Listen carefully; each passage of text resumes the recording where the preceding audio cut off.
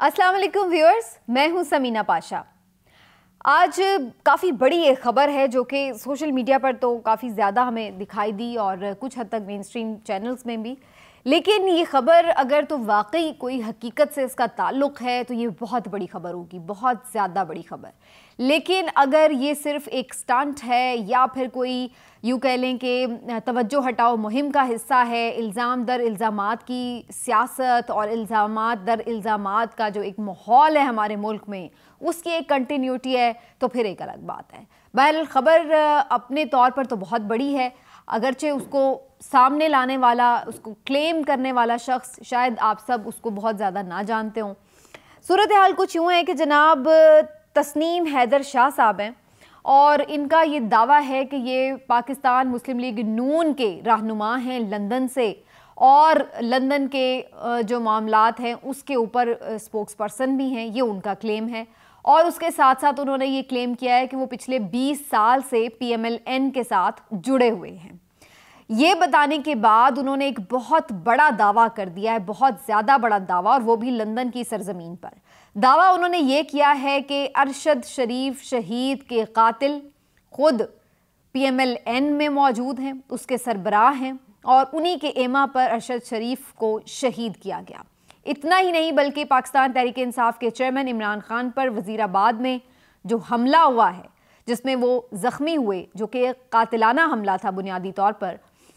उसके पीछे भी मियां नवाज शरीफ साहब ही मौजूद हैं। ये बहुत बड़ा दावा किया है जनाब ये शाह साहब ने, जिनका नाम तस्नीम हैदर शाह है।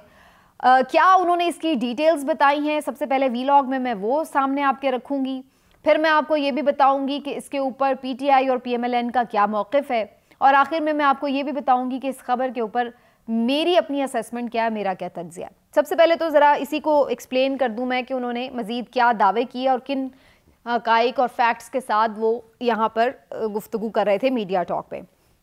उन्होंने कहा जनाब कि ये सारे रजीम चेंज ऑपरेशन के बाद मुख्तलिफ़ मुलाकातें हो रही थी, और फिर उन्होंने बताया कि जब सारी सूरत हाल के बाद नवाज शरीफ साहब को ये अंदाज़ा हो गया कि वो किसी तौर भी इमरान खान साहब से सियासी तौर पर अब मुकाबला नहीं कर सकते, तो उन्होंने उनको असैसिनेट करने का, उनको रास्ते से हटाने का पूरा प्लान बनाया। और ये सारी साजिश जो है वो लंदन में हुई, हसन नवाज के दफ्तर में हुई, और उनका ये बताना है कि उन्होंने 3 डेट्स भी दी हैं कि पहली मीटिंग इस सिलसिले में 8 जुलाई को हुई 2022, फिर 20 सितंबर को दूसरी मीटिंग हुई 2022, और फिर तीसरी मीटिंग इस सिलसिले में 29 अक्टूबर 2022 को हुई। याद रहे कि खान साहब पर जो हमला हुआ था वो 3 नवंबर को हुआ था, और जो आखिरी मीटिंग ये बता रहे हैं ये 29 अक्टूबर को की गई थी।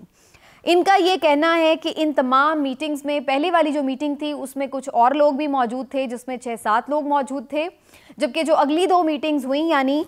20 सितंबर वाली और 29 अक्टूबर वाली मीटिंग्स, उसमें ये साहब यानी तस्नीम हैदर शाह साहब, उसके अलावा नासिर भट्ट साहब और ख़ुद मियां नवाज शरीफ साहब मौजूद थे। ये तीनों हजरात उस मीटिंग में मौजूद थे। नासिर भट्ट साहब के बारे में आपको याद दिला दूँ कि ये वही शख्सियत हैं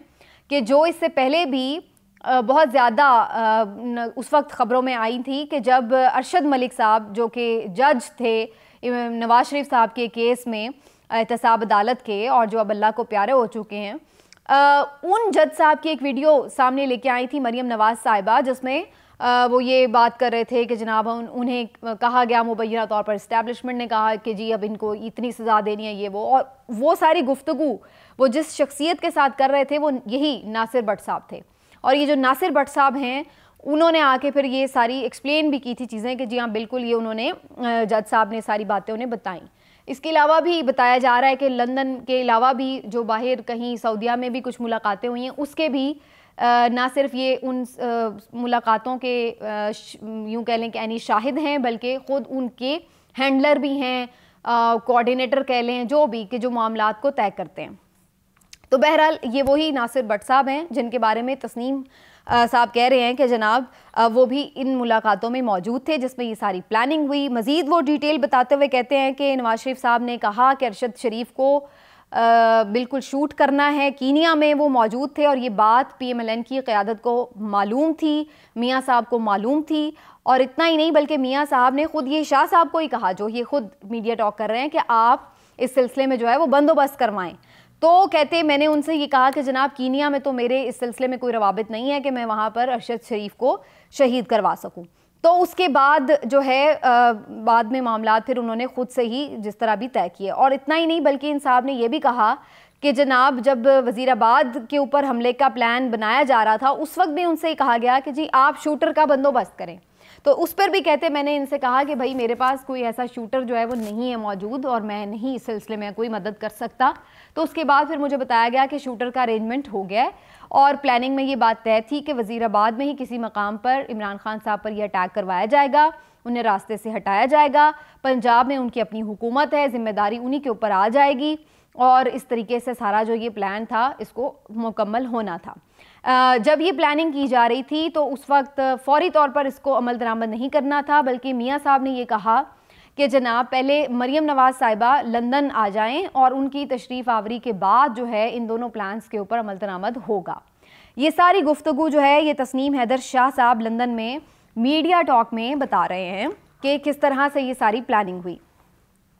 और उसके बाद जो सारी चीज़ें हुई वो आपके सामने हैं। अगर इनकी जो डेट्स ये बता रहे हैं वो देखा जाए तो बड़ी इंपॉर्टेंट डेट्स हैं।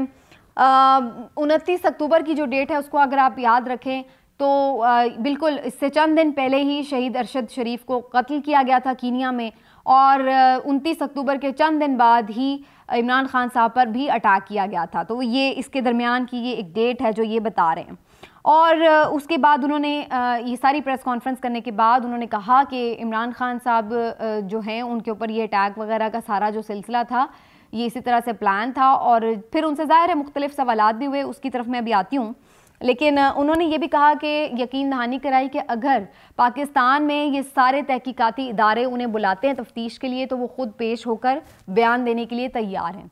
और इसके साथ उन्होंने ये भी कहा कि बरतानवी पुलिस को भी उन्होंने इस सारी साजिश से आगाह कर दिया है। तो ये दो बातें उन्होंने इंपॉर्टेंट इस प्रेस कॉन्फ्रेंस के दौरान कही। लेकिन अब एक सवाल जो फौरी तौर पर किसी के भी जहन में आता है, उधर भी लोगों के जहन में आया, उन्होंने कहा कि भाई जब सारी साजिश आपके सामने हो रही थी तो आप तब क्यों नहीं बोले, उसी वक्त क्यों नहीं आपने इन्फॉर्म कर दिया ताकि अरशद शरीफ को बचाया जा सकता, खान साहब पे अटैक को बचाया जा सकता। इतना बड़ा ये दोनों सानियात हैं इस मुल्क के लिए, तो आपने उस वक्त क्यों नहीं बोला। तो उन्होंने इसका कोई काबिले जिसको कहते हैं ना यकीन जवाब नहीं दिया, ना ही कोई तसल्ली बख्श जवाब दिया और बस ये कहा कि जी मुझे अंदाज़ा नहीं था कि ये लोग वाकई ये सब कुछ कर गुजरेंगे, तो मैं इसलिए खामोश था। लेकिन अब मैंने सोचा कि यहाँ पर अब मज़ीद खामोश नहीं रहना चाहिए और मैंने फिर इसलिए अब आके जो है सारी सूरत हाल सबके सामने रख दी है। अब ये देखें दो तीन चीज़ें हैं इस पर बड़ी इंपॉर्टेंट। एकदम सुनने में ये स्टोरी बहुत बड़ी है लेकिन इसको इन्वेस्टिगेट भी होना चाहिए, हर पहलू से होना चाहिए और फिर उसके बाद ही इसके ऊपर किसी किस्म की कोई कमेंट्री की जा सकती है कि आया वाकई PMLN को इतनी खूनी किस्म की लीग है कि वो इस हद तक चली जाए कि मुखालिफ को वो जान से मारने के दर पे हो, एक मासूम सहाफ़ी को इस तरह बेईमाना तरीके से कत्ल कर दिया जाए। लेकिन मुझे अचानक से ये याद आ रहा था कि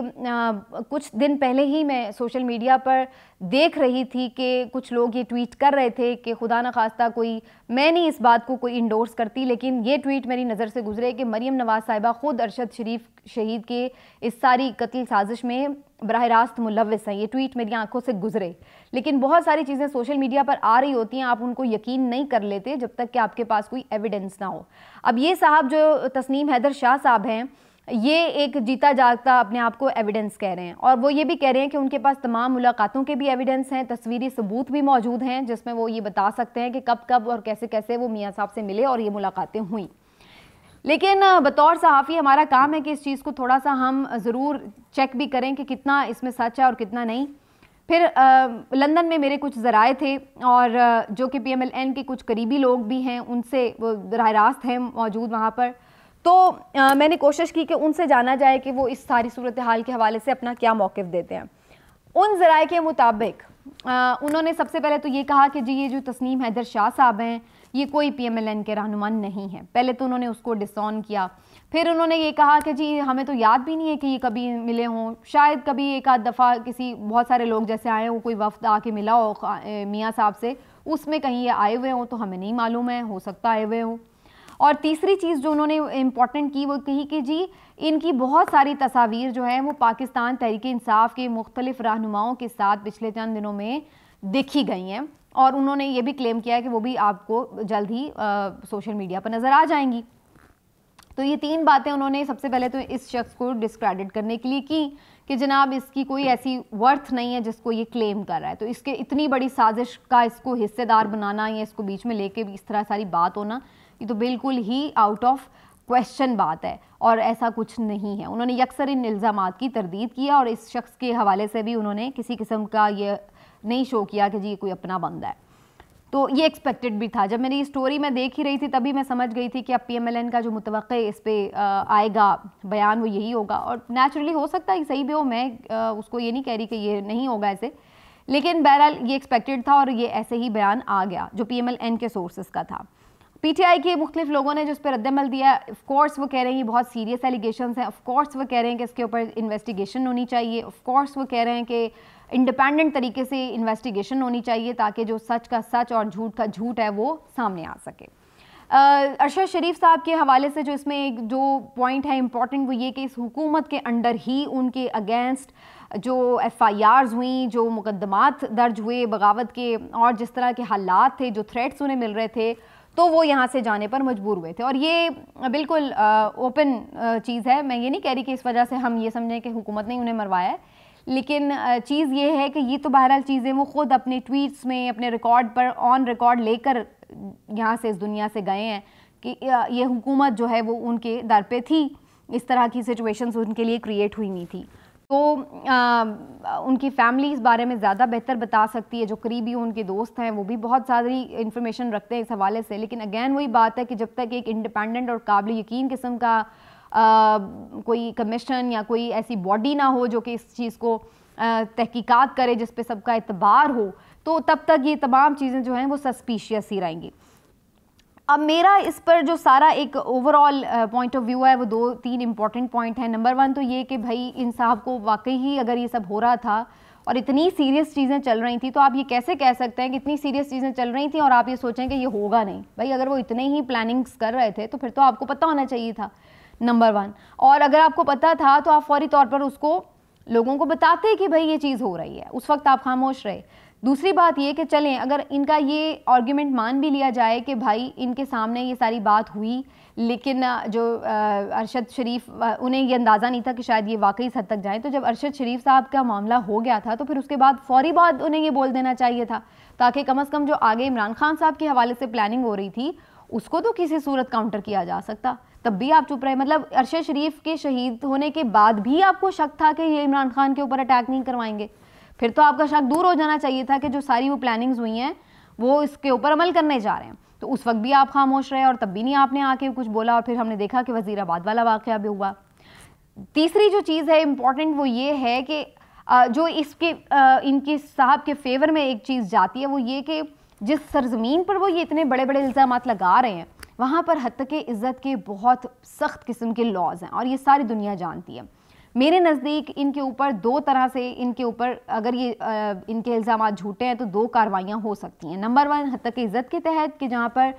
नवाज़ शरीफ साहब और शरीफ फैमिली या PMLN उनके ऊपर ये केस करे कि भाई आपने उन्हें डिफेम किया है, और उसके बाद फिर भारी जुर्माना इन्हें देना पड़ सकता है। और दूसरी जो कार्रवाई है वो शरीके जुर्म के हवाले से है कि अगर आपके सामने किसी जुर्म के हवाले से कोई साजिश तैयार की जा रही थी, प्लानिंग हो रही थी और आपने उसको जानते बूझते उस पर खामोशी इख्तियार की, तो इसके ऊपर फिर आप भी मुआवनत जुर्म के शिकार हुए होते हैं, तो आपके ऊपर इसके ऊपर भी क्रिमिनल प्रोसीडिंग्स का आगाज़ किया जा सकता है उस मुल्क में भी, और यहाँ पर भी जो इन्वेस्टिगेशन है उसको इस चीज़ को एड्रेस करना चाहिए। तो पहले तो अगर इस शख्स ने आकर ये बात की है तो इसने अपने ऊपर 2 तरह के मुकदमात के लिए तो दरवाजे खोल दिए, और इतने बेवकूफ़ तो ये होंगे नहीं कि अगर ये लंदन में मौजूद ये बात कर रहे हैं तो इन्हें पता नहीं होगा कि लंदन के लॉज क्या कहते हैं और कितने सख्त हैं इस हवाले से। तो इस वजह से ये जो 2 चीज़ें ये बड़ी इंपॉर्टेंट हैं। तीसरी जो एक और पॉइंट जहन में आता है वो ये कि आप सब जानते हैं कि खुफिया हाथों की ताकत से किसी को इनकार नहीं है। पिछले चंद दिनों में हमने बहुत सारी चीज़ें देखी हैं कि जिनके बहुत सारे डायरेक्टली इल्ज़ामात जो हैं वो पाकिस्तान के खुफिया हाथों की तरफ जाते हैं और लोग उनकी तरफ, हलकों की तरफ अब उंगलियां उठा रहे हैं जिनकी तरफ पहले उस तरह से उंगलियां नहीं उठाई जाती थी इतने खुले तरीके से। तो कहीं ना कहीं इस चीज़ को भी, पहलू को मद्देनज़र रखना होगा कि कहीं ऐसा तो नहीं है कि कहीं और के इल्ज़ामात को क्लीन करने के लिए जो डाइवर्ज कर दिया गया है, इसका जो रुख है वो सारा मोड़ दिया गया है। कहीं इस तरह की कोई सिचुएशन तो नहीं है कि किसी को मोहरा बनाकर सारी जो इन्वेस्टिगेशन का रुख है उसको कोई एक ख़ास डायरेक्शन दी गई है। वल्लाह आलम, हो सकता है जो ये शख्स कह रहा है वो सही हो। अगर सही कह रहा है तो इन्वेस्टिगेशन में पता चल जाएगा। अगर ये शख्स झूठ कह रहा है तो उसके पीछे कौन लोग हो सकते हैं? क्या वाकई इसके पीछे पीटीआई के लोग हो सकते हैं? और क्या वो इतने बेवकूफ़ होंगे कि वो पहले तस्वीरें बनाएंगे और फिर उसको सामने लेकर आएंगे? और फिर तीसरी चीज़ ये कि अगर कोई खुफिया हाथ इस तरह की गेम खेल रहे हैं जिनको कुछ आप कह लें कि जो जिनके ऊपर इल्ज़ामात लग रहे हैं, तो अगर वो अपने आप को इन चीज़ों से मुबर्रा ज़ाहिर करना चाहते हैं, उनका ये कोई मोहरा है? और तीसरा चौथा ऑप्शन ये भी हो सकता है कि दोनों ही बातें हों, यानी हो सकता है कि इसमें वो भी शामिल हों और ये भी हो सकता है कि भाई ये साहब जो हैं वो, लेकिन इन साहब की जो टाइमिंग है उसके ऊपर मुझे तो बहुत सारे तहफ़्फ़ुज़ात हैं जिसकी वजह से मुझे नहीं समझ में आ रहा कि ये इस वक्त आके इस तरह का डिस्क्लोजर क्यों है। अगर आपका इतना अरशद शरीफ का जो शहादत थी वो इतना बड़ा वाक़या था, इतना बड़ा वाक़या था इस मुल्क का कि जिसने जो अजनबी लोग थे वो तक रो दिए, उनके लिए दिल से तकलीफ़ महसूस की और हर हल्के ने तकलीफ़ महसूस की। तो उस वक्त क्यों ना भाई आपका कलेजा फट गया और आपने क्यों नहीं आके सारी कहानी सामने रख दी? तो इसमें बहुत सारे इफ्स एंड बट्स हैं, इनको देखना होगा और पीटीआई को बड़ा केयरफुली इसके ऊपर रिएक्ट करना होगा। खान साहब को भी मैं ये नहीं कह रही कि वो इन सियासी मुखालफिन को बिल्कुल बरी ज़िम्मा करार दे दें। वो बराह रास्त शहबाज शरीफ साहब को पहले ही वज़ीराबाद हमले में नामजद करना चाह रहे हैं, लेकिन हो सकता है कि इन्वेस्टिगेशन के बाद चीज़ें उस तरफ जाएं भी, मुझे नहीं मालूम है। लेकिन मैं ये सिर्फ कह रही हूँ कि जो इस हद तक इसका मीडिया टॉक का असर है वो कितना है। मुझे तो लग रहा है कि अगले 1-2 दिन के लिए ये शायद एक मवाद ज़रूर बन जाएगा और उसके ऊपर डिस्कशन ज़रूर होगी, लेकिन अगेन बहुत सारी चीज़ों के साथ ये भी सिर्फ एक धूल ना बन जाए, गुबार ना बन जाए, एक धुंध ना बन जाए जो बहुत से हक़ाइक़ के ऊपर आगे आ जाए, जिसको पीटीआई वाले अपने मफाद के लिए यूज़ कर लें, पीएमएलएन वाले उसको डिफेंड करते फिरें। जैसे पिछले दिनों हम घड़ी के मामले में देख रहे थे, वो फजूल में एक इशू उठा के पीटीआई वाले डिफेंड करते फिर रहे थे बेचारे और पीएमएलएन वाले उनको अटैक किए हुए थे। तो बस ये इसी तरह का एक कंटिन्यूटी का मुझे मामला लग रहा है। वो डिसोन करेंगे, ये उसकी तरफ इशारे करेंगे, लेकिन जो मामलात हैं उनको क्लियर होना चाहिए। ये इतना बड़ा वाक़या हैं दोनों पाकिस्तान की तारीख़ के और इनके कैरेक्टर्स यहाँ पर मौजूद हैं, उनको बेनकाब होना चाहिए। आज की व्लॉग से नाज़रीन इतना, इंशाल्लाह फिर मिलेंगे। अपना ख्याल रखिए। अल्लाह हाफ़िज़।